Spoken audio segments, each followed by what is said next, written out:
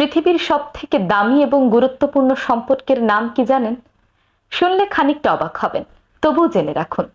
পৃথিবীর সবথেকে পুরাতন, সবথেকে দামি এবং সর্বপ্রথম সম্পর্কের নাম হলো স্বামী স্ত্রীর সম্পর্ক। মানুষের জীবনে বাবা মা সব সময় থাকে না, কথাটা তেতো হলেও সত্যি। ভাই বোনদের আলাদা আলাদা সংসার হয়ে যায়, তখন তারাও সব সময় পাশে থাকে না। আপনার পাশে আপনার জীবনের শেষ পর্যন্ত যে মানুষটি থাকবেন, তিনি হলো আপনার স্বামী কিংবা আপনার স্ত্রী।